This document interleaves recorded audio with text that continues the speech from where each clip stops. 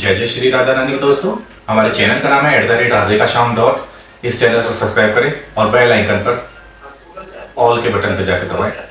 और आज की ये घटना हम सच्ची घटना बताने जा रही है, जो कि हमारे एक सब्सक्राइबर ने मथुरा वृंदावन से ही हमको भेजी है। उन्होंने बताया था कि उनके पिताजी दो तरीके के इंसान थे। दो तरीके का मतलब ये होता है कि भगवान की भी पूजा कर रहे हैं, राधा रानी की पूजा कर रहे हैं, और एक तरफ लोगों का दिल भी दुखा रहे हैं। आज आप सोच रहे हो मैं इस तरीके की घटना क्यों ला रहा हूँ। मैं मोस्टली राधा रानी के चमत्कार की वीडियो लाता हूँ, तो मैं आज आपको ये भी बात बताने जा रहा हूँ कि हमेशा राधा रानी के चमत्कार पर विश्वास ना करें। कुछ आपके कर्म भी होते हैं जिनको राधा रानी भी नहीं ठीक कर सकती। हमारे एक सब्सक्राइबर ने बताया था कि उनके पिताजी की एक छोटी सी सोने की दुकान थी। घर में उनका एक इकलौता लड़का था और माता जी थी। जीवन व्यापन ठीक हो रहा था। पिताजी की शुरू से आदत थी कि वो अपने कस्टमरों को गला काटते थे। गला काटने का मतलब ये था कि उनको लूटते थे, वजन में हेराफेरी करते थे। 1 किलो दाल देते थे, घर जाके वो 700 ग्राम निकला करती थी। इवन दिन उनके पिताजी की ये भी गंदी हरकत हुआ करती थी कि कोई कस्टमर उनको पैसे दे जाया करता था तो वो अपने बही खाते में उसको कम पैसे चढ़ाया करते थे और बाद में उस चीज पे वाद विवाद होता था।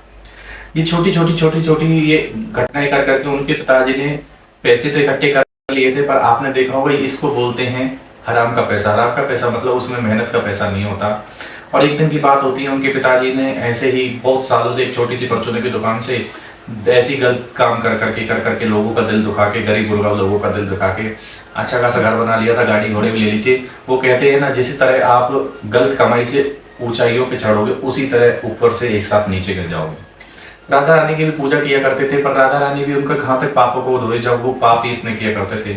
उनके बेटे ने हमें बताया था कि एक दिन पापा जी रोजिना की तरह अपने स्कूटर से मथुरा वृंदावन जहाँ उन्होंने अपनी दुकान कर रखी थी, वो अपने घर आ रहे थे। रास्ते में पिताजी का एक्सीडेंट हो जाता है। छोटी मोटी चोट लग जाती है, पर पिताजी का अपने कुछ कर्म इस प्रकार रहे होंगे कि पिताजी कोई बात नहीं, छोटी मोटी चोट लगने के बाद ठीक हो जाते हैं। परंतु उनका लड़का इतना खुशकिस्मत नहीं होता। एक दिन रात को सोते सोते लड़के के छाती में दर्द बनता है। ये घटना उसी हमें लड़के ने बताई है कि जिसके साथ ये घटना घटी है। उसकी छाती में बहुत तेज दर्द बनता है और दर्द बनने के बाद पिताजी उसको हॉस्पिटल ले जाते हैं।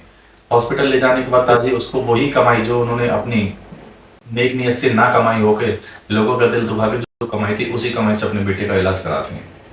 पर आप विश्वास नहीं करेंगे दोस्तों कि उस कमाई से बेटे का इलाज तो करा रहे थे, पर बेटे को उस कमाई के इलाज से कोई भी फर्क नहीं पड़ रहा था। छाती में दर्द था, हार्ट अटैक आया हुआ था, नस ब्लॉक हो गई थी। किसी व्यक्ति ने उसे बताया था कि तुम इस शाम को छोड़ो, आप अपनी मेहनत से दंडवत परिक्रमा करते हुए राधा रानी के चरणों में अपना समक्ष रख दो और आगे से ये ध्यान रखना कि कभी भी किसी का दिल ना दुखाओ।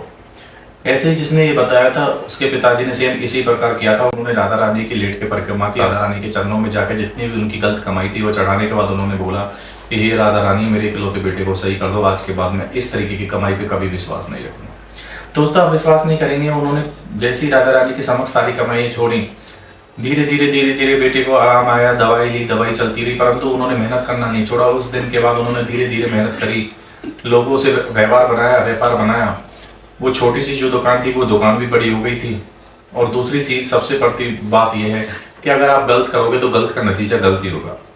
जिस प्रकार उनके पिताजी ने गरीब गुरबा को दिल दुखाया था, उनसे 2 नंबर की कमाई करी थी, वो 2 नंबर की कमाई ऐसे उनके इलाज में चलेगी। आज वो सुख भी अच्छे भी हैं, कम कमा रहे परंतु अच्छा कमा रहे और नेक नियत से चल रहे। तो मैं आपसे यही सोच रखता हूँ, यही कहता हूँ कि हमेशा राधा रानी पे विश्वास रखें, गलत का साथ कभी ना दें। धन्यवाद।